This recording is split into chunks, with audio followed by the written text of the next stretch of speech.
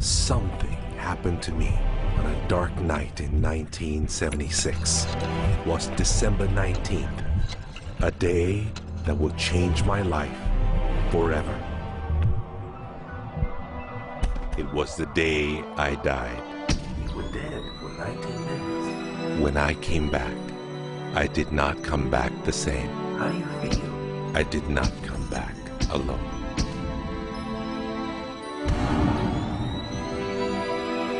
What seemed like days passed in 19 minutes. And over the course of the next few years, I began to remember the greatest mysteries revealed to me.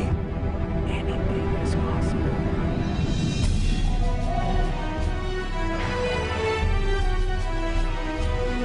I discovered a secret beyond any secret. The sum of all secrets. My eyes have seen the sun. You have seen nothing. It's out there. I will find it. You will find nothing. It's like Solomon's gold.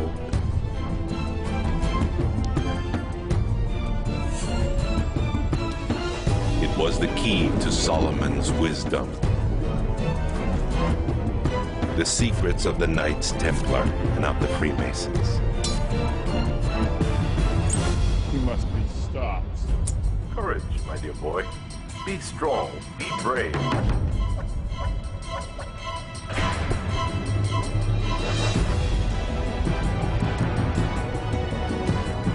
I challenged myself to find out everything I could. I found great teachers who knew this and began to seek them out.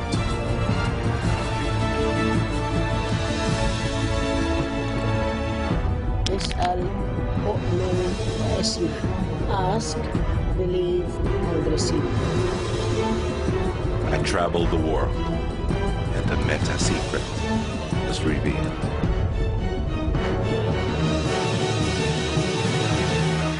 Time has come. I became a messenger to deliver all that was made known to me.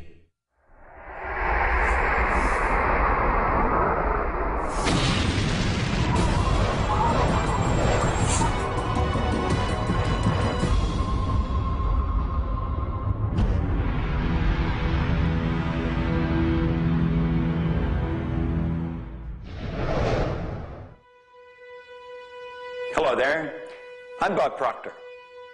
Meta is a nice word. It's a word most people don't understand. We talk about metaphysical, we'll say, oh, that's bad stuff. No, it's just what you can't see with these eyes. You got to see with an inner eye of understanding. Meta is beyond the physical. Do you know that 99% of our population has been programmed to let the outside world control the inside? If you want to get what you want, you let the inside world control the outside. That's what the meta secret's all about. The meta secret to wealth and abundance is doing what you love, following your passion, enjoying your life, being grateful for this moment, realizing that in fact you already have wealth and abundance. You have wealth and abundance to the level that you allow it in your life. Expand your level of openness, deservingness, and you can have more wealth and abundance right now. How do you become more wealthy? you become more grateful. Studies here in the U.S. show that grateful people earn more money and are better at innovation.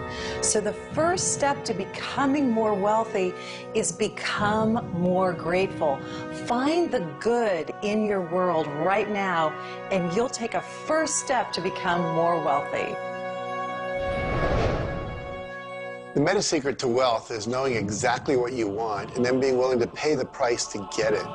Most people think that wealth just comes out of having this impression in your mind that you're going to live an abundant life. And that's an important piece of it, but it's incomplete. If you look at the word attraction in the law of attraction, the last 6 letters spell action, A-C-T-I-O-N. One of my favorite words is satisfaction. We all want to have satisfaction. And again, in Latin, satis means enough. Enough action, satisfaction, enough action produces the result. You know, I've been very, very successful with the Chicken Soup for the Soul books, and everyone thinks, oh man, you were lucky, you had this great idea. And we use the law of attraction. We visualized and we put up posters around our office that simulated bestseller lists with our name #1. We visualized bookstore windows full of Chicken Soup for the Soul books, all of which came true. But there's a asking and a believing and a receiving, 3 steps that I think of in the law of attraction. And the second part of believing is taking action. Because if you believe that your action is going to pay off, you'll take the action. So believing doesn't just mean like sitting there going, I believe I can be wealthy. It means doing the things that produce wealth. The key to abundance is to act in spite of fear, act in spite of doubt, act in spite of worry, act in spite of inconvenience, act in spite of uncertainty, act in spite of anything. If we're talking about metaphysical, we're talking about beyond the physical. So what we've got to do is go inside. We have been programmed to live from the outside in. We're letting what's going on outside of us control what's going on inside. If we're going to get into the meta side of our own personality, we've got to get away from this physical instrument we've got and move into the higher side of our own personality. And start to understand that we live simultaneously on 3 planes of understanding. And we work from a higher to a lower potential.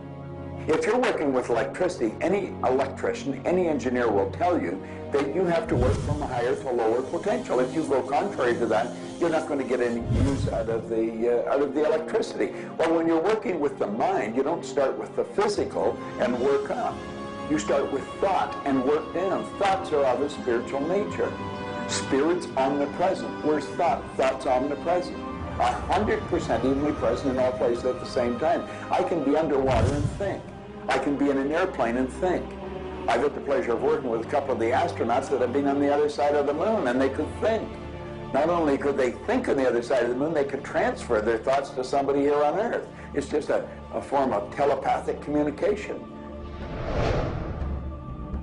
You know, it's been said that if you build it, they will come. I think if you build it, and you build something with true excellence, and you distinguish it in the marketplace, and you come up with a selling proposition, and you are aggressive in your marketing to the world, it's possible that people will come, but it's not inevitable that they will come. And sitting around passively visualizing things is not likely to get the world beating a path to your door. My meta secret about wealth ultimately is you've got to create a lot of value for a lot of people. And if you do that, you will bring a lot of wealth back to you. So by giving service and giving that which helps other people improve their lives, brings joy to them, brings service and products to them, if you do that and you keep expanding that, always be thinking about expanding your service to others. And if you do that, wealth is a foregone conclusion. First thing, quit listening to what everyone else is telling you what to do. And start paying attention to what you want to do. You see, I can look back with my memory, and I can remember going and saying, Mom, Dad, or to the teacher, I want to do so-and-so. And they'd say, now, how are you going to do that?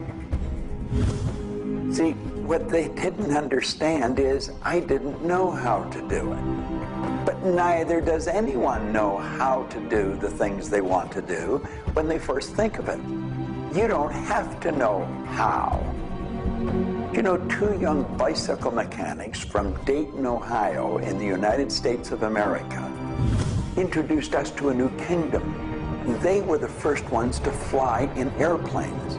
The whole world believed that you couldn't do that. Anything heavier than air is attracted towards the center of the world. You can't fly. But they wanted to, and so they did. Well, clarity to me is a very different concept than I think a lot of people. The first thing I want to know is, what do you think you're trying to accomplish? The next thing I want to know is, why are you trying to accomplish it? The next thing I want to know is, if you accomplish it, what do you really think is going to happen in your life? A lot of people come to me and they say, I want to grow my business, because I work a lot in the business world, the entrepreneurial world. I teach a concept, achievement concept, a concept that is predicated on taking action and implementing, called optimization. Optimization is getting the highest and the best use and result and outcome of your time, your efforts, your emotion, your life, your relationships. But you can't begin, and this is where a lot of people, I think, really fall down. You can't begin to optimize until you take the time to observe, examine, and identify not all, but the scope of options and alternatives and other possibilities available to you, number one, to achieve the goal, and number two, as an alternative goal. Clarity is power. Just by being clear, you will automatically begin to magnetize things to you, to your life. The law of mentalism is about the mind. Everything that we have ever created, everything that has ever existed, existed first in the mind. All thoughts are the beginning of all things real. All things that you can touch and feel began in the mind. So if you want to be wealthy, you've got to decide what wealth is to you. Define it. What does it mean? How much money do you have to have? For me, financial independence meant having $30 million producing income, which allows me the lifestyle I want without having to work. And so I've achieved that. But I knew exactly what I wanted because I looked at what it would cost me to live my lifestyle. Most people don't know their net worth. They don't know their income levels of what would be required to produce what they want. They say they want to own a yacht, but they don't know what a yacht costs. They don't know what it costs for the slippage fee. They don't know what it costs to maintain a yacht. So go out and create your ideal lifestyle and then figure out exactly what it would cost to live it, and then set that number as the number you want to achieve. Then believe you can achieve it. Visualize it every single day. Take action when the action comes. Ask for what you want. Reject rejection. Give up any idea of failure. Just persevere until you continue on, until you produce the result you want. The law of attraction's a good starting point for thinking about how to improve your life. You want to align your thoughts and your beliefs with what you want your life to be. But the law of attraction itself, by itself, won't allow you to achieve the abundance that you need. There are certain steps that you need to take, and these steps are all incorporated in what we call the meta secret. And the meta secret isn't one solitary method or one solitary system. The meta secret is a combination of tools, methodologies, and ways to understand the world and ways to understand how we can change the world. Until I started looking at who I was and who I wanted to become, nothing changed. Because every time I would look and I would blame something else or blame somebody else or just look in a different direction that was not inside, I would get more of what I was creating. Because every time I created something, people would react to that. Every time I took an action that was blaming this or blaming that, people would react to that. And you know what? Then I would react to their reactions. And I was creating an environment that was busy. Instead, an environment that supported wealth and abundance. If you look around, there's nothing but the abundance everywhere that you see. You see the trees growing. You see businesses happening. This is wealth, this is prosperity, this is abundance. If it's not happening for you, it's because unconsciously you have beliefs, counter-intentions, negativity that actually blocks it from coming into your life. It's actually working the law of attraction all the time, but it's happening on an unconscious level. The abundance is there, the wealth is there, but if you don't feel it, if you're not expressing it, it's because inside of you, you may feel you don't deserve it. This is part of the unconscious work that has to be done in order for you to feel on a conscious, real, live, earth level what's happening with abundance and prosperity. Abundance, wealth is your natural birthright. If you're not feeling it, it's because of your unconscious beliefs. The law of correspondence, simply stated, is as above, so below, as within, so without. The law of correspondence is simply attesting to the fact that we are human creatures, physically present, but we have minds and we have spirits. So we exist in more than just one plane. We might even be multidimensional beings with multidimensional thoughts, and there may be more to you than just meets the eye. If you want to be wealthy on the outside, you first have to become wealthy on the inside. As above, so below. As within, so without. First, you have to become wealthy in your thoughts. Then you become wealthy in your outer expression of that. You have to have a wealthy attitude. You have to have a wealthy, abundant thought form about who you are and what's possible. And when you have that, it will start to manifest outside of you. If a person wants to take a quantum leap rather than incremental steps, they have to begin by understanding that they can do that. There's a marvelous little book. It's called U Square.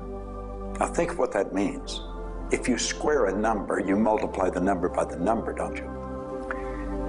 Well, when you square, you multiply your potential by your potential. It's astronomical. I mean, you just go off the board.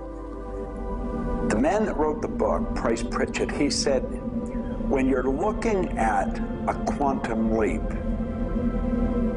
he says it looks ridiculous, utterly. But in retrospect, it looks like a natural thing to happen. It was without effort. It's with ease. And that's what quantum leaps are.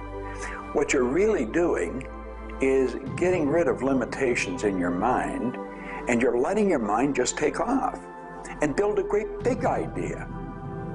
And you start before you're ready. You defy what the masses are controlled by. You've got to move into a space all of your own. Understand you're working with an infinite power that's omnipresent. It's with you all the time. It's closer than your breath. And you get in harmony with that and just release all thoughts of limitation and make up your mind you're going to take and just compound your effectiveness. That's essentially what I did. I didn't know what I was doing at the time. I didn't understand quantum leap, but I took my income from $4,000 a year to $175,000 in a year. And then it went over $1 million. And I had no understanding of what happened. Now understand this. I had been raised to believe that if you don't have a good formal education, that you'd never be able to do what I did. If you don't have experience, you can never do what I did. I had 2 months high school and I had a bad work record. But my income went from $4,000 to over $1 million a year. Now you can do that. And the first step is understanding that you can do it. Quit listening to people tell you you can't. And start to see yourself doing something really big. Write it out on a sheet of paper. Begin by saying, I am so happy and grateful now that I have turned my annual income to a monthly income. It's not just about attracting things to you. It's about learning to trust what you're attracted to. you are naturally going to be attracted to certain kinds of people, to certain movies over other movies, to places you want to vacation versus other places, to workshops you want to take or books you want to read versus other books. Trust what you're attracted to. It will take you where you need to go, and it may not always make sense to you. I remember going to a seminar, and there was a woman teaching about how to triple your income in a year. And at that time, I was probably more like a hippie than I am the entrepreneur that I am today. And my wife, who was against making money at the time, thought it was evil and you should be in total service and all this. She said, I can't believe you're going to that workshop where they're going to teach you about how to make all this money. I thought you were more spiritual than that. I said, honey, I don't know why. I'm attracted to that workshop. I'm going to go there. So I sat down, the woman next to me, we started talking. It turns out she was a veterinarian. And it turns out that our cat had feline leukemia at the time. And I started talking to her about that. And she said, well, I'm the world's expert on feline leukemia. And I said, well, I've heard there's no cure for that. She said, no, there actually is a cure, and I can teach it to you. And so she called my veterinarian, told him what to do. My cat lived for many, many more years than the local vet thought it should. But see, I was trusting my attraction to go to that seminar, and it led me in a path that saved my cat's life, which was not where my conscious thinking was, but it was a very important goal to me to keep my cat alive. Those kind of things will start to happen. Most people are uncertain about something. They're uncertain about their next step. Here's your message. Do it. Do it. Whatever you're uncertain about, do it. Take the step. You will learn so much more. You'll get so much further faster by actually getting in the game than doing it, than thinking about it forever. One of my sayings is, one step in the right direction is worth 100 years of thinking about it. The law of correspondence, the law of mentalism, and the law of vibration all combine to help you understand that the notion of wealth is arbitrary. You're always wealthy in comparison to someone else. You choose a person to compare yourself with, or your wealth or your level of wealth with, and then you decide at that point to be happy with the situation or to be unhappy, and therefore change it. All of wealth is subjective. Understand this, and you understand that there's an ebb and a flow to your finances. The more comfortable you are with how you interact with the world, with the value you give in the world, with the service or the product that you give the world, then you begin to realize your place in the world. And by realizing this, you participate in the abundance that is all around you at every moment and at every time. It is all yours. From the beginning, it was yours. Until the end, it will always be yours.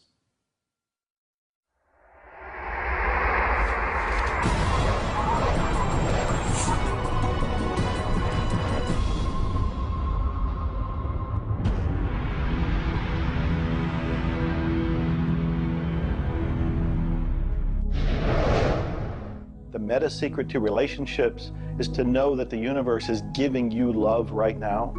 When you give love to the universe, when you give love to another, you will receive love in turn. Love is the essence and nature of relationship.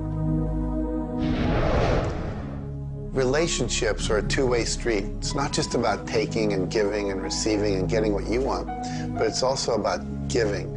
I like to say that each person should take 100% responsibility for the quality of the relationship. Because if you take 50-50, whenever it's not working, it's going to be their 50%. So if you take 100% and act as if everything in the relationship, you're creating it, and when it isn't exactly what you want it to be, say, how am I creating that? Take that curiosity and use it as a tool.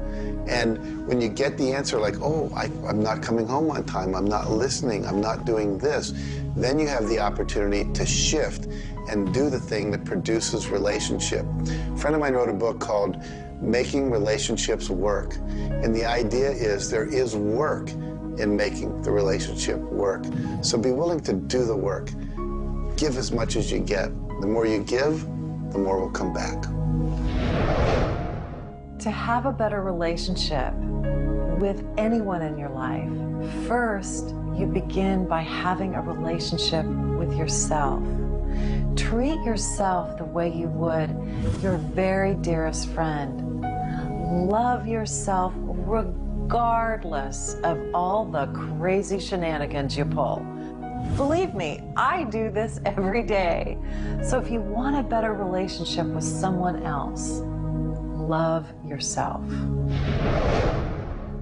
Relationships are part of what the universe is giving you as a gift. The first and most important relationship is the one with yourself. When you love yourself, you heal yourself. When you love yourself, you become a magnet that people want to hang around, and you begin to attract other people and new relationships. It's all based on love. It's all based on non-judgment. It's all based on total acceptance. The universe has a relationship with you right now, and the universe wants to give you more. Are you ready to accept it? The concept that I can't live without you is a tragic statement to me. The idea that I need somebody else to complete my life, I need somebody else or my life's not worthwhile is a very sad statement, and I think someone needs to take a good look at themselves when they say that. When you start to think that thought, stop for a second and realize life is full of stuff, and sometimes stuff is potholes, and sometimes stuff is bridges are out ahead, and sometimes there's a detour in life. I heard somebody once say that sometimes the most beautiful scenes in life are the ones we observe on a detour. Have you ever gone on a detour and realized that your life wouldn't have been the same if you hadn't taken that twist or that turn in your life? Next time stuff happens, take a look. Maybe there's something better right around the corner. The law of cause and effect tells us that there's no such thing as coincidences. Everything that happens in this world happens because of a reason. Someone, somewhere, created a cause. It may not be something you are aware of. It may not be something we can even begin to realize or see at this level. But at some level, someone, somewhere, or a group of people, or even us, may have created it. And so as a result, we see the effect. We see the effect around us. We see the effect everywhere on this planet. Everyone asks me, Jay, how in the world can I have a better, a happier, a richer, a more joyous relationship? And it's very simple. First thing is you got to slow down enough to be externally focused. It's all about them. The more interested and externally focused you are on the other person, the more extraordinary their experience will be, and the more naturally they'll reciprocate it. The second, and you're watching me, and I've got a serious side, and you know that, but you got to get in touch with your childlike sense of curiosity, of innocence. The third is you got to be in the here and now, and that's so trite and said so often, but being in the here and now means connecting deeply and being aware of what people are saying and looking at them and being responsive to their feedback and their mannerisms. And the last thing, and the easy thing, is to, again, as I said earlier, enjoy the process. We are so busy, so stressed in our life, trying to get from one thing to another, trying to multitask, that the greatest way to have wonderful relationships is to commit. Commit, not just the time, but your being, to being there, to connecting. For me, the meta secret to relationships is to be the person you're looking for. Whatever it is you're out there looking for, be that and give it away. If you're looking for someone who's loving and kind and compassionate and generous, you need to be loving, kind, and compassionate and generous. Whatever it is you want, you've got to be that and express that out into the universe. And whatever you express out is going to come back multiplied. The meta secret of relationships is for you to develop an identity that brings out the best in your partner and helping your partner to be the best that they can in order to bring out the best of who you are. Criticism seems to be a big problem. If you are really secure in yourself and somebody criticizes you, it isn't going to bother you. Now, if you're insecure and somebody criticizes you, it's really going to bother you. You see, 9 out of 10 times, the person that's criticizing you really wants to help you. They just haven't really learned how to communicate effectively. But let's not let somebody else's criticism or their way of helping us shake us. If we're solid in our own self, and we really understand ourselves, then we can handle it and it won't be any problem. If criticism really rattles your chain or rattles your cage or really upsets you, it's not the criticism that upsets you. It's not the other person's opinion that upsets you. It's how you react to it. And you see, if you were really solid within yourself, you would respond to it. You would thank them for it and say, but I really don't choose to do that. Or you'd say, well, thank you, that's probably a good idea, I'll try it. But they're not going to knock you off track. So it goes back to have a good, sound self-image, a good image of yourself. Maxwell Maltz wrote a beautiful book on that way back around 1960 called Psycho-Cybernetics. Psyche-cybernetics. Cybernetic is the communication mechanism in our mind. It's the image that we hold of ourselves. It's like a life-governing device. Well, you've got an image of you just same as I have an image of me. And our image controls how we walk, how we talk, how we dress, how we meet and greet people. And it also controls how we handle criticism when it comes our way. And it will come your way, just same as it comes to me and everybody. We want to be solid in our own belief about who we are and what we are. Let's really get to know ourselves. And then, rather than react, let's respond. It doesn't matter how they approach, whether they're diplomatic and trying to help us or whether they're trying to find fault. It won't really make any difference. We will listen to what they have to say, listen to it, and then we'll either accept it or reject it, but it isn't going to affect the relationship with the other person one bit. There is masculine and feminine in everything. Nothing is entirely masculine, nor is it entirely feminine. We have different aspects of yin and yang, of harshness and softness, different aspects of masculinity and femininity in everything. If you take a look at life and see it all as a combination, see how we are always living in combination, then you begin to realize and to also appreciate the law of gender. Relationships are about communion, taking our life and making it sacred through connection with another human being. So communion and making sacred is what relationship is all about. You know, there's a lot of lonely people around. And if you're lonely, I'm going to let you in on a secret. You're always going to be lonely until you become friends with yourself. If you're looking for company outside of yourself, you're looking in the wrong place. You want to go inside. And when you get to really look at you, you're going to feel so good about you. You're going to love yourself. Now, you see, as a little kid, you were probably taught, don't love yourself, that's conceit. I know I was, and most of the people I know. That's not conceit. That's a healthy, conscious awareness of who we really are. I'm not talking about an ego trip. I'm talking about really becoming acquainted with yourself. You've got to build a good relationship with you, or you're always going to be lonely. When you get angry, look at it as, okay, this is a gift. I need to release something here. And in that process, relationship becomes a school for growth instead of just like it's someone that's going to please me.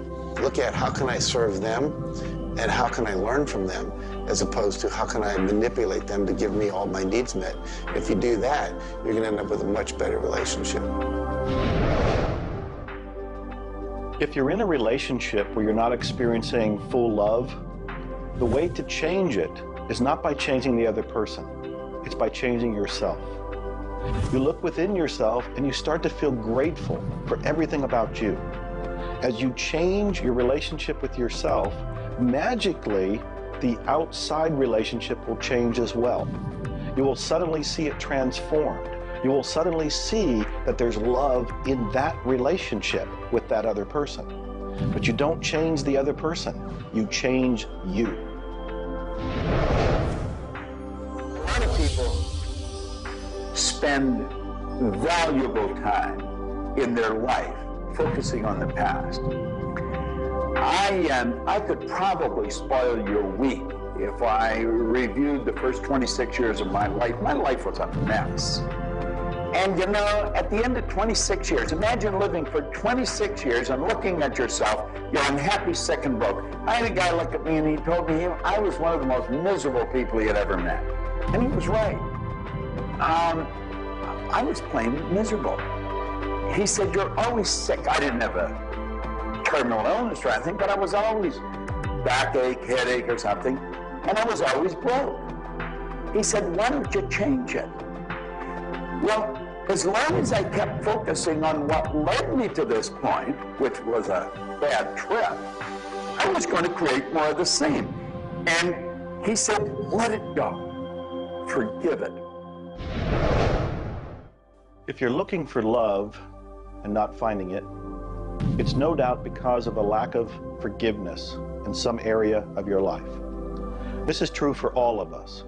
You want to look in your life, look at your past, look at all of your relationships, and ask yourself, where have I not forgiven? Myself, my parents, my siblings, my neighbors, my relatives, my business partners. Where have I not forgiven? When you go and forgive, you release the energy that allows the law of attraction to bring new love and new relationships into your life. How do you do this? You look and ask yourself, where have I not forgiven somebody? Somebody's going to come to mind. It could be you. The second thing you do is say, can I forgive them? Can I forgive myself? Whether you say yes or no, you move to the third part of this, and you start to wonder, what made that person act the way they did at that point? What made me act the way I did at that one point? And you start to go deep into understanding the psychology of behavior, and you realize we're all doing the best we can, yourself included. At that point, when you can forgive yourself and you can forgive these other people, whoever it might be, for whatever may have occurred, when you forgive them, you release all of the energy that's been stuck psychically within your own mind and your body and your soul. And when that releases into the universe now has an open pathway to return to you new love, new relationships, new blessings. It all begins with forgiveness, and you can do that right now. When we talk about love, we're talking about the greatest word in the world. Leadership is a great word, but no word compares with love, because without love, you're dead. There's life in love. There's forgiveness in love. There's really everything. There's thankfulness in love. Now, the problem is learning where do we start, because we find sometimes in families there's no love. In marriages, there's no love. But we quit looking around and we start learning. It begins with me. And when we start learning, we're not too loving ourselves. And it begins with your learning. To me, you could say you're loving, but unfortunately, you love people you like. Love has to be unconditional, loving those you don't like. Now, in my case, when my wife married me, she said she loved me. I told her I loved her. But as soon as we got married, I would say, I love you. She said, well, why don't you act like it? I say, I do act like it. She says, you have a funny way of showing it. I say, well, I love you enough to die for you. She says, try living a little. And so I discovered, as loving as I was, I didn't fit her definition.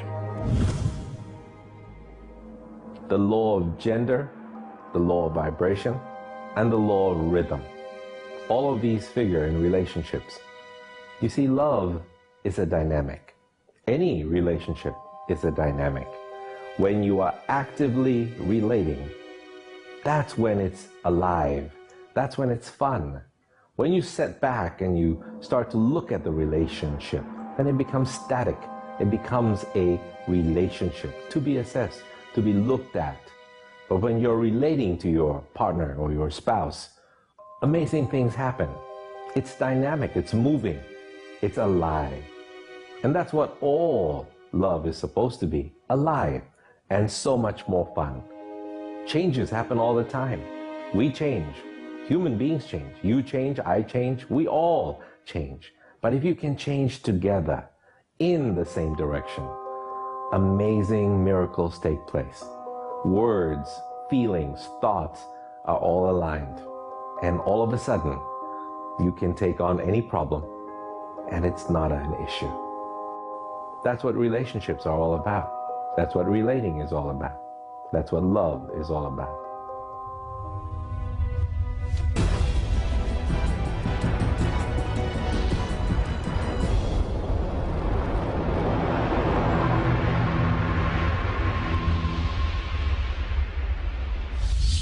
初めに言葉歴すなわち、クリエイターなるものはやはり言葉、振動を用いて全てを設計されたんではないかと思うんですね。そして、その、振動の、設計図は非常に緻密なもので美しい共鳴振動にあふれたものであったことでありましょう。もし、先ほどの実験をやったように、非共鳴、同士の組み合わせであるならば、それは破壊的なエネルギーとなって、命を形作られないからです。私たちの体は最終的にクリエイターの、いろいろな、試行錯誤によってだんだんこう単純なものから、微生物だとか海の中のものとかそういうものから、小動物始まって複雑なものになっていって、最後の芸術作品として、クリエイターなものが作られた結果、私たちはあるというふうに思うんですね。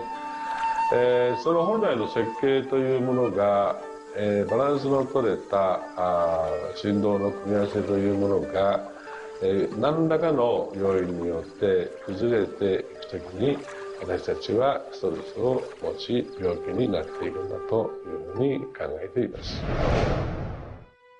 As you've already seen from Dr. Masaru Emoto, water makes up 85% of our body. And the thoughts we think actually create a vibration in the water that has memory. And so you have to think positive thoughts. Again, we go back to forgiveness and letting go, thinking positive thoughts, expecting to be healthy, not listening to what people tell you, not taking in beliefs. I have been out in the sun my whole life. I've never gotten skin cancer, don't intend to get skin cancer. And when stuff comes on about it, I choose not to listen to it because I know that belief would affect me. So I believe that I am a person that my spiritual connection keeps me healthy. Also, though, I work on the level of the physiology of the body, the biochemistry. It makes sense to play at that level. I eat organic food. I drink healthy water that's not contaminated with chlorine and all the stuff they put in it, so I filter my water. I eat the right kinds of nutrients for my body. I've found out what I'm allergic to, and I've basically eliminated those from my diet. I exercise. So exercise and keeping my body toned. We want to have resistance exercise. We want endurance, which means we need to jog and do aerobics and things like that. And we need to have flexibility, things like yoga and Pilates. So we need a complete system to keep our body healthy. And then a detoxification, I think, is the part that most people don't do enough with. We're taking in so many toxins in the air we breathe. But if you will cleanse on a regular basis, I cleanse every Monday. I just do a cleansing diet where I just drink liquids and then I don't eat anything else, and my liver has a chance to get rid of all the toxins that are in my body. I want you to understand that you have a marvelous mind and you can do anything with it, and don't ever listen to anybody that tells you you can't. You want to start to look at yourself not as a body or as a name. Like, I'm not Bob Proctor. Bob and Proctor are just two words. You've never heard anybody phone into school and say, body's not coming today, it's sick. Never hear anyone say, hand, it's my hand, my body, my name. Well, you see, there's something wonderful about you and something wonderful about me, and it's the same thing. We have a marvelous mind. We're creative beings. Talk to your body. You're not a body, you live in a body. Now, this may sound silly because maybe nobody's ever said this to you before, but go around just repeating maybe 1,000 times to yourself, I'm not a body, I live in a body. I'm not a body, I live in a body. I'm not a body, I live in a body. Then start telling your body to relax. The meta secret to great health is to feel good now. You do that with good thoughts, you do that with good food, you do that with plenty of sleep, you do that by doing what you love. That's the meta secret to great health. The meta secret to health is to honor your body. Listen to your body. Are you tired? Are you hungry? Are you thirsty? Do you need time to play? Have greater health. Honor your body. Health. Not just physical health, not just eating the right things and getting exercise, but let's talk about emotional health. This means doing what you love, loving what you do, looking forward each day, researching, helping other people, giving back. This is the meta secret to emotional health. To me, recognizing the divine component in us has a twofold effect. On the one hand, it's incredibly humbling because how many of us really live up to being godly? How many of us really maximize the God-given talents that we're given? How many of us really live lives of fulfilled potential? So on the one hand, it's kind of intimidating. But on the other hand, it's very inspiring.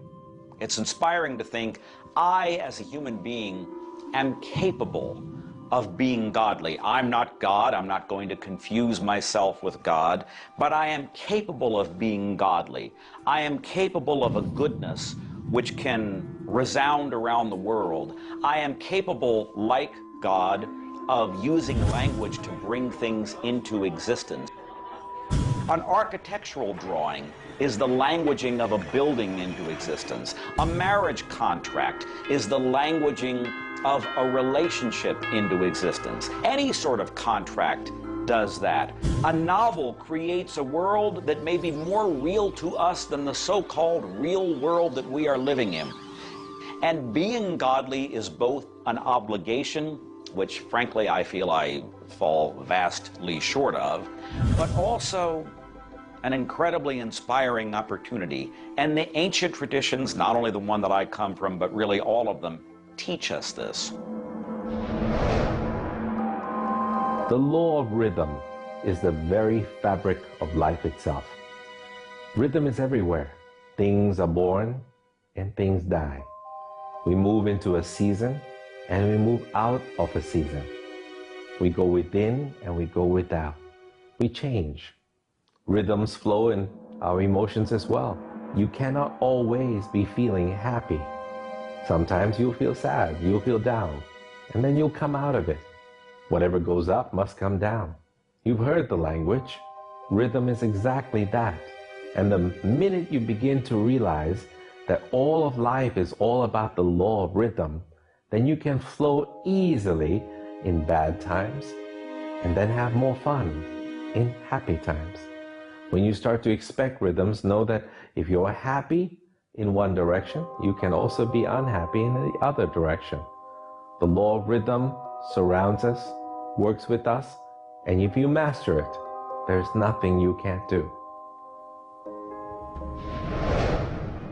The meta secret to health and having amazing energy is the ability to look at your world from a perspective that, hey, things aren't always going to go your way, but you know what? As long as you always do your best, as long as you are focused on what you achieve and what you're trying to accomplish, then it's all going to work out. I think one of the most important keys is to recognize in life just about all the limitations that we have are self-imposed. To realize that is the greatest breakout, the greatest. I talk about staging jailbreaks in your life, breaking out of the mental prisons, getting over the walls of the self-imposed impossibilities in life. And it is remarkable what happens when you realize, take a look at what really is holding you back. And very often, almost all the time, it's you. It's you. The power lies within you. See, humor is good. It really is. I don't really understand what it does to you, but I know it does something to your brain. Norman Cousins, who's gone now, but lived a long and very, very effective life. And he had been diagnosed with a disease, and it was killing him. He was literally dying. And one day he got thinking to himself, if sadness and sickness are hooked together, then happiness and health must be hooked together. And so he had people bring in old movie films of Laurel and Hardy and all kinds of different old actors, funny stories. And he started to play them. They made him move out of the hospital. So he rented a suite of rooms in a hotel. And he had these movies playing all the time. And he was laughing, a real belly laugh. And he got better. Now, I think you know when you're laughing, you're feeling good. Start to laugh at yourself. When you make a mistake, laugh at yourself. Don't get serious with yourself. It plays a very, very important role in a healthy, relaxed life. If you want to study it further, get into some of Norman Cousins' material, and he'll explain exactly what it does to the brain that controls the vibration of the body. Start laughing a little more. Have fun. The mind can't be all it is designed to be without the body being everything it was designed to be. But we basically thwart both. Or you can have a great relationship. You can have a great financial situation. You can have a great family relationship. And the big problem in our society, certainly in Western society, people don't exercise, 92% of people don't exercise, they don't eat nutritious things, they don't complement to compensate. It's very simple. And if you break it down to the little steps like eating an elephant, you'll have the most rich, satisfying, fulfilling, gratifying, liberating life, but you got to balance it. Health is all up here. All I know is right now. I don't have a voice. I don't have good sight. I don't have a hearing. My strength is gone. However, I have never been more excited and thankful in my whole life. The law of vibration simply states that everything is in motion. Nothing stays static. At some level, even though something may appear as if it's not moving, its molecules are moving, its atoms are moving. Everything vibrates. Not just your thoughts, everything. Now, I do understand that disease cannot stay in a healthy vibration. It just cannot. I also understand you cannot turn disease into health, but you can release disease and recreate health. You see, your body is changing at the rate of millions of cells every second. And it's the thought patterns that you hold in your mind that control the vibratory rate of the body. Your brain is an electronic switching station. There's all kinds of material written on thought, on attitude, and on health. And I do know this. If you are suffering from a physical disease, quit talking about it, quit thinking about it. Go to a very competent medical doctor and follow that person's advice. because he or she will tell you what to do physically, but at the same time, instantly begin visualizing every molecule of your being in a harmony with the law of vibration. Now, I would have an affirmation that I would repeat. I am so happy and grateful now that every molecule of my being is vibrating in perfect harmony with God's laws. My body is getting healthier and stronger and more vibrant every minute of every day. And repeat that. Treat it like a mantra. I can't predict what's going to happen for you personally, but I do know that hundreds of people, if not thousands of people, have experienced healings and cures by beginning to change their thoughts about what's going on in their body. In my book, The Attractor Factor, I talk about a person who had cancer. She experienced the idea of forgiving everybody and everything in her life, and she went through the process of doing that working with a coach. She then went back into the doctor's office. They opened her for surgery, and there was no cancer. It was gone. By forgiving everybody in her life, including herself, she transformed her body. She reached this place of healing and this place of peace. And as a result, she experienced a cure. If you're finding yourself sitting here watching this and you're ill, you've got a chronic condition, you're sick, what you need to do is a couple of things. Number one, you need to first work on your attitude. You need to believe you can get healthy. You need to not believe anyone who tells you you're going to die, or it's terminal, or it's going to take a long time. Literally, we know that we can get rid of a disease in minutes, in literally minutes. I had a cold once, and a person literally did an exercise with me. My nose dried up, my fever went away, the achiness went away in 5 minutes. So we know the power of the mind. We know that you have to forgive and release. So much work now being done on cancer where we know there's resentment, and different forms of resentment will come into different forms of cancer in the body. So it's critical to get yourself aligned with spirit. When you are aligned with spirit through meditation, through doing the things that bring you joy, through doing the things that align you, and you know what that is for you. It could be singing, it could be walking in nature, it could be petting your cat. When you move into that state, healing naturally takes place through you.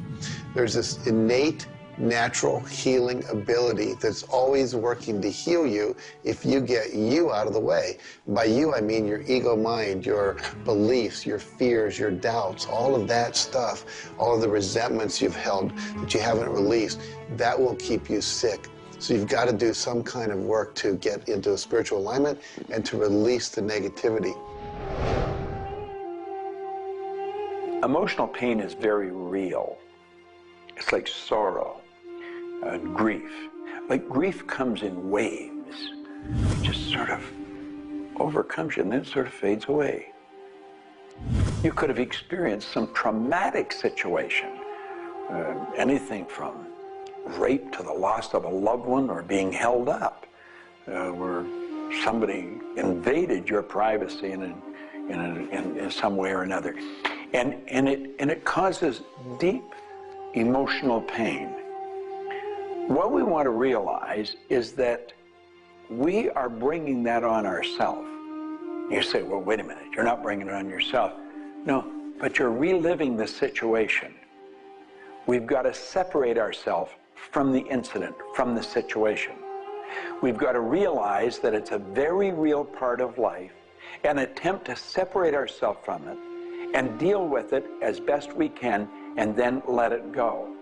Otherwise, we're going to carry it with us and we're going to keep experiencing it over and over and over again. どうやってわかるか。振動という、まずそもそもその水の結晶とは何かということになりますけどね。結晶というのはやはり情報だと思います。で、情報というのはバイブレーションですね。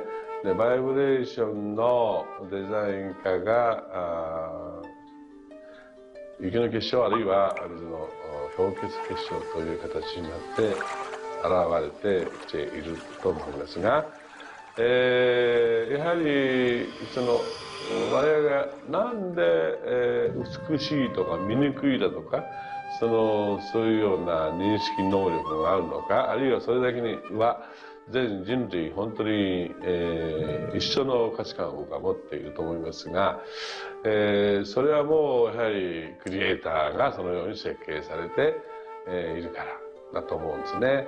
それが崩れちゃったらもうこれはもう本当にどうしようもないんだけど、その美醜というのが我々の美しさ、ごめんなさい、バイブレーションの健全さということにつながっていると思います。水は神が自分の意識あるいは意図をまんべんなくこの宇宙に伝えるためのキャリアとして作られたものだと思いますね。ですから水が別の言葉で言うならば神の一種のメッセンジャーということになると思いますね。それの形が大げさで言えば結晶という形で表されていると。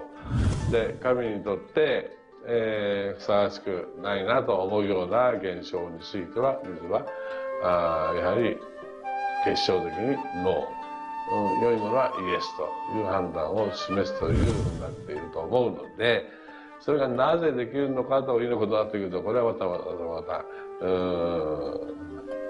僕にとっては来世の研究課題かもしれません。Stress is caused, in my opinion, when we take our power and give it to the problem.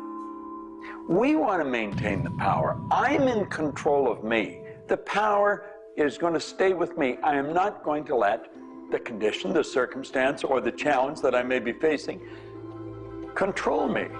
You can make a decision right now that you are going to maintain your power and you're going to let everything outside stay outside, and you know that when you're in a totally relaxed state, the solution to problems come. Quit getting involved in these sophisticated stress management deals. Release the stress. Let it go. You're in charge of your body. Just say peace, be still. Visualize a beautiful lavender energy flowing right into the crown of your head and circulating right through your body. And then start to imagine every molecule of your body vibrating in perfect harmony with God's laws. You're totally relaxed. You're in charge of yourself. There is no stress where there's relaxation. Be calm, peace, be still. Don't even use that word anymore. Get rid of it. Release it. The laws of cause and effect, of rhythm and polarity, come into play when we talk about your health. Your body is an amazing symphony. Amazing miracles taking place on every part of your body. And what holds it together are fields of force that we cannot even begin to understand. Every day, your cells are renewing until you have new organs generated all the time. And your body and your cells are repairing themselves even as they remove toxins from your body. I can't help to wonder sometimes if you gave that entire symphony a wonderful environment filled with fields of happiness and radiant joy and vitality, how that growing, renewing process might work a little bit better, sort of like happy children in a playground.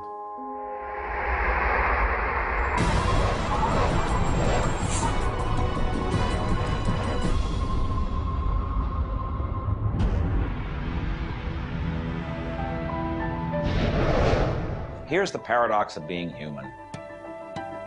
Real happiness is only available in the moment. If you're brooding on the past or obsessed about the future, even if you're looking forward to something that could be magnificent in the future, it's not quite the same sort of anchored contentment that you get from really being in the moment. We human beings seem to be perpetually someplace else. That's kind of like one definition of the human predicament, the human condition. We are perpetually thinking about the past, the future, something to the right, something to the left, something else. I think the paradox to happiness is you do have to have dreams and aspirations, and you have to be anchored, rooted, and happy where you are. Not always easy to do, but I keep trying. Happiness is a point of view. Am I happy? Yeah, I think I am. How can somebody always be sad? Of course we're sad when we lose somebody that we love, or that when the project we're working on so long doesn't work out. Temporary sadness is a very human condition. How can you be happy? Maybe by finding things to do that make you happy. You see, if you're miserable, your mind is focused on the past. There's a meta concept. Get you over any miserable concept in a heartbeat. Focus on right now. See, you're miserable because of something that happened that you didn't want to happen, or something she said or he said or they did. Forget it. It's in the past. And quit worrying about the future. Have you any idea the number of electrical charges must fly through your body for the simple object of writing your name? See, your brain is an electronic switching station, and you've got one. And you can activate brain cells. You can set up any vibration you want. If it's a negative vibration, you're going to be unhappy. If it's a positive one, you're going to be happy. Every brain cell is a positive and a negative pole. Everything that you look at is going to be impregnated into cells in your brain. Now, you're either going to look at the positive or the negative side of it. What side do you want to live in? I choose to look at the good side of a situation. Put yourself in a good vibration. Think of the blood in your body. Do you know it circulates through hundreds of miles of passageway every 33 seconds? It carries all the food in and all the garbage out. You've got more power in your little finger than you need to light up your home for the year. There's about 11 million kilowatt hours per pound of potential energy locked up in your body. And you're probably saying, I haven't got any energy. That's because you're miserable. Get out of it. Get over it. Focus on now. One of the most important things you need to do in your life is discover your life purpose. I believe that everybody is born with an individual and unique purpose. And when you are doing your life purpose, when you're living it, expressing it, fulfilling it, you're happy. And so many people have talked about joy being your guidance system, that when you're off purpose, you're not happy, you're not joyful. And so this joy, this inner experience of happiness and joy is a way of saying, oh, I'm on course, I'm doing the things I'm supposed to do. Stephen Covey said, you know, you don't want to get to the end of life and get to the top of the ladder and find out the ladder was leaning against the wrong building. You can be very, very successful. And we see people with all the cars and the toys and the money and the society recognition and so forth, but they're not happy because they're not fulfilling their purpose. Think about it like this. A rose has to be a rose. A chrysanthemum has to be a chrysanthemum. A geranium has to be a geranium. And yet we as people have been given choice. The choice to pursue any number of things and do whatever we want to do. But unfortunately, most of us have been talked out of our purpose. If you want to be happy, come back into this moment and do what you love in this moment. You should absolutely work toward improving your life, improving the world, improving your relationships, improving your finances. Every sort of conceivable improvement at a micro or macro level should indeed be your agenda.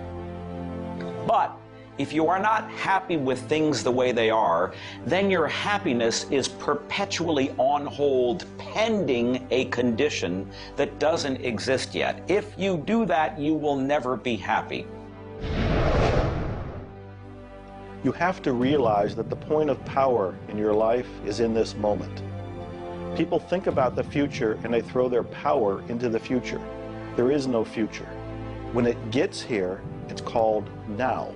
It's called this moment. People think about the past and they throw their power into the past. But there is no past. It's gone. When you think about the past, you think about it in this moment. This moment is all there is. And you can be happy in this moment. When you are, everything is taken care of. All is well. Happiness and achieving happiness is a process. It's not something you achieve right now and you're done and you have your happiness. It's something that you're constantly attaining and re-attaining through life. And the way to do that is to really understand what brings contentment in your life and to achieve that. And one of the key things to remember in terms of happiness is that part of this process is sharing happiness with other people. The more we share happiness and the more we teach other people how to bring happiness and fulfillment in their life, the more we'll be happy and fulfilled. So continue with your journey of greater fulfillment and you'll have more happiness in your life. The law of polarity is about dualism. Everything exists in relation to something else. There is no person that's entirely good. There is no person that's entirely bad. There is no entirely hot or entirely cold. It's always hot in relation to something else that's colder. It's always colder in relation to something else that is hotter. We move in directions as opposed to moving in a static field. We always move from one place to another, from one thing that's more pleasant to something that's less pleasant, or something that's unpleasant to something that's more pleasant. There is a movement, and this movement exists because of polarity. Happiness is what you want, and happiness you can have right now. Why aren't you feeling happy? Why isn't anybody feeling happy? Because psychologically they use unhappiness as a motivator. They think by being unhappy, angry, desperate, frustrated, whatever the feeling might be that's not happiness, that it will whip them forward.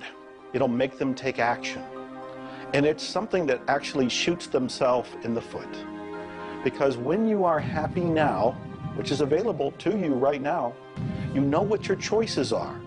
You can see what your decisions are to be, and you can more clearly decide on what to do next. It comes into really understanding something about ourselves. We should start at a very early age, and we should ask ourselves, who am I? You know, what really makes me tick? And get to know ourselves. We're in a hurry to get a car or build a business or buy a house. We should introduce ourselves to ourselves. School hasn't done it. Our parents aren't doing it. You go to work for somebody, they're not going to do it. So if you don't do it for yourself, you're not going to do it. This deals between you and yourself. Pogo said, we have seen the enemy, they are us. Whatever has happened in your life, whatever's going on for you, if it's not the way you want it, any situation, consider the fact that everything happens for a reason, and that reason is there to serve you.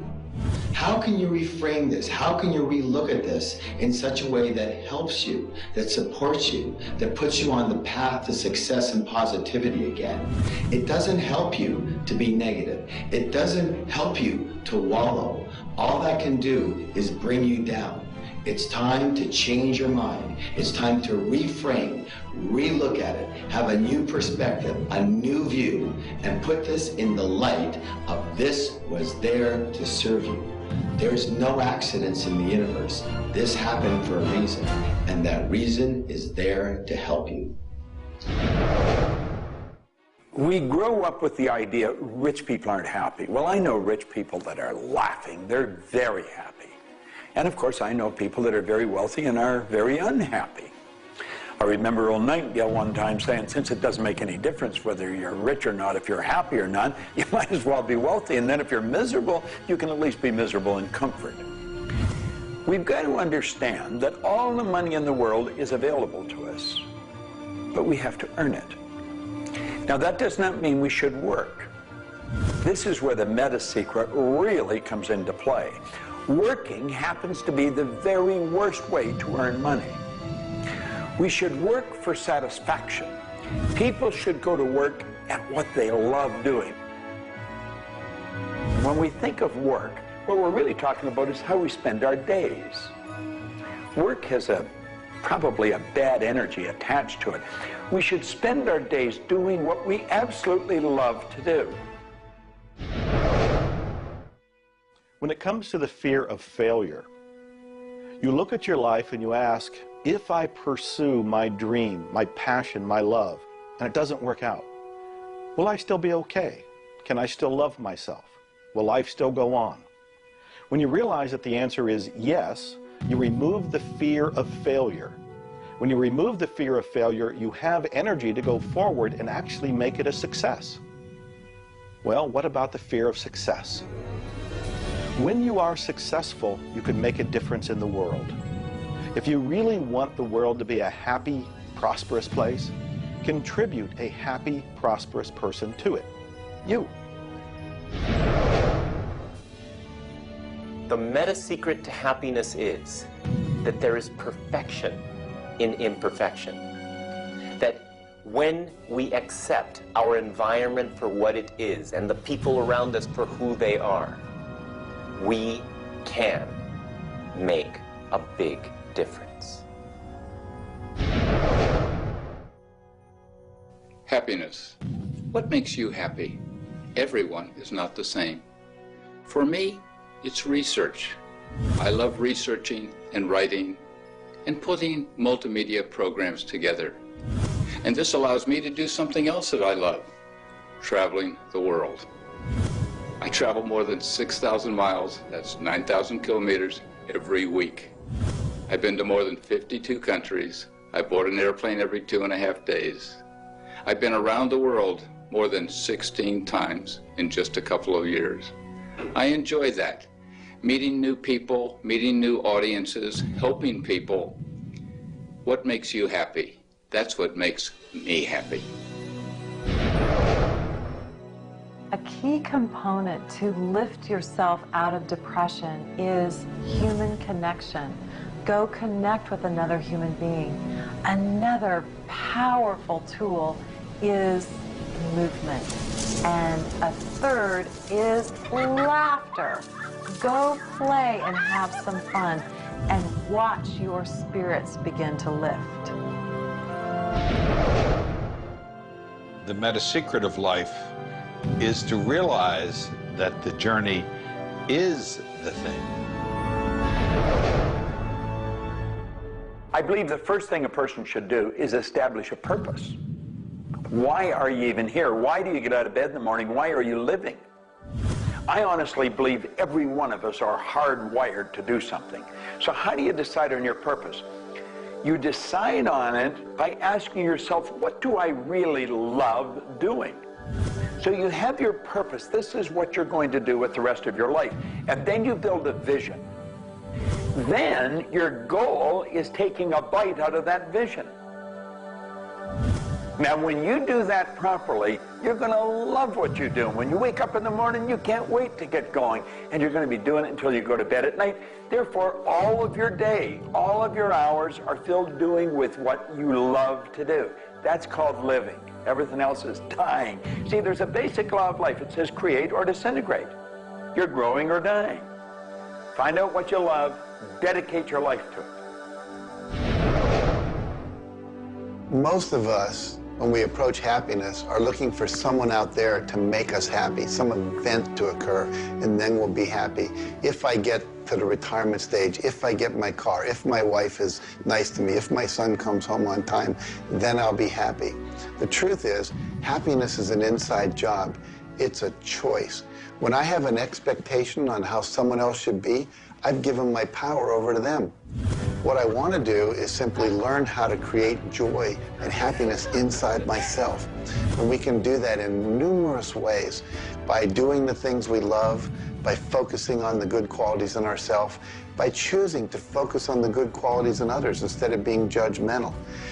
Once we realize that happiness is an inside job, and I get to be as happy as I choose to be, not as happy as other people make me, the reality is I can move into a state of pretty much constant joy and bliss. Stuff happens. Life happens. And then you get to choose. Look, you have a mission to do. You have to find meaning in your life, and you have to share it with others. There's a whole world out there that is suffering, that is in survival, They are grieving and they are hurting. You and I can make a difference. You begin right now by looking at your life, no matter what's going on in your life right now, and you find the good in it, the positive in it, the growth-oriented reasons for whatever it happens to be. You find the good in it, and whatever is happening, you turn it into something positive. You turn it into something good, and you go and share it with the world. You will become an inspiration to others. People model other people's behavior, and that's how the world changes. You be that inspiration for success. You be the model for change. You be that person that has meaning in their life, and you will give meaning to yourself and others. It all begins with you. You have always had, you have at this moment, you will always have in the future, the power to achieve, to accomplish, to have anything and everything you want in the terms of monetary wealth, prosperity, in terms of health, in terms of happiness, relationships. However, it will never, ever occur until and unless and until after you first are clear on the specific goals. Number two, you are very clear on the action steps. Operative word is action steps you have to take. Number three, you have an action step-based plan, a strategy, and the steps are just the tactics. You implement it in a timely, regular, scheduled way. Number four, you monitor, you pulse, you really pay keen attention to your progress, and you adjust if it's not what you want, and you adjust higher if it's better than you want. And number five, you focus on other people's benefit. You don't be self-consumed. You do those five things, the world really is your oyster. You know, you find people that are quite comfortable with what's termed uncertainty. The truth is there isn't any uncertainty. There's only the law. And the law decrees that everything happens the way it's supposed to happen. If we build the image in our mind of what we want, and we're true to that image, that'll control the vibration we're in, that controls what we do, and it controls what we attract. Now, the problem is, we let that image get out of the way every now and then, and we're controlled by something outside. And that takes us off track. We've got to correct it and come back on track. But a person that has direction in their life, there's no uncertainty. There's only good stuff coming. It's stuff that's going to cause the image in our mind to move into form. And so we wake up every day wondering what part of it's going to show up today and where's it coming from and who's going to deliver it. Every day holds something really good for us. Alfred Adler, the great psychologist, said, "I am grateful to the idea that has used me." I love that. Get a big idea and understand that you're going to see it move into form, and that's just as certain as the night following the day, because that's governed by law too. The laws of correspondence, of vibration, polarity, and rhythm come into play when you talk about the meaning of life and happiness. We make our happiness dependent on what other people can do for us instead of what we can do for ourselves. You know, there's a concept they don't teach you in school. It's called enough. Sometimes what is enough for one person may not be that way for somebody else, and we want more. And when you want more, you're setting yourself up for disappointment, because not always will you get more. Sometimes you do, but it's not all the time. I don't know who told us on this planet that everything is going to go our way. Sometimes things will go your way, sometimes they won't. We've got to learn to accept this. That's the rhythm and the flow of life. All of life is filled with possibilities. And when you see possibilities, well, it allows you to accept failures as not final. Failures are learning lessons. The American Indians, the Hopi Indians in the Southwest, Well, they have a belief. Every day they wake up and pray to the Great Spirit, and they say, "Oh, Great Spirit, allow us today, this day, to make 20 mistakes." You see, they believe that by making mistakes, by failing, you actually learn more. You add to this wonderful fountain of wisdom that is called you over a period of time. And if you don't fail, they say, you don't learn anything. So how many times have you failed? I know I have failed a lot. But over the course of the years, I also knew something that was different. And that was that I was responsible for my own happiness. I knew that there was laughter everywhere, but I also knew that if I wanted to participate, that laughter has to come from inside, not from outside. And that's the nature of spirit, and that's the nature of who you are, and that's the meta secret to everything possible. This is our home. We have nowhere else to go. Earth gives us everything we need to celebrate life. Everything you do will either hurt or heal our planet.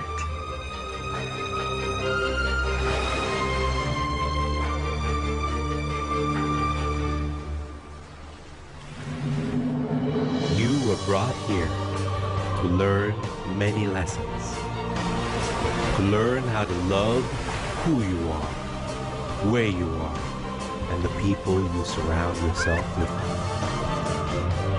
Just remember that you carry within yourself everything you need for the fulfillment of your life's purpose. You are the sum of all of your experiences, all of your choices, and you are a work in progress.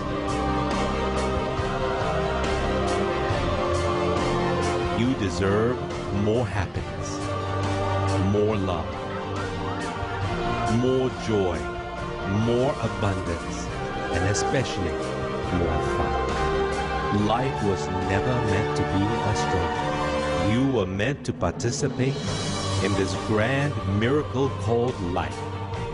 And as you begin to look all around you, start now to taste, smell, hear, and touch with your heart the abundance that surrounds you.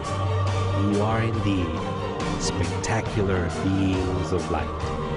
So if you want to know the meta secret to life, to happiness, live more, love more, and laugh more. Change the stories in your head, and you can change the world. It's a short trip. Make it a good one.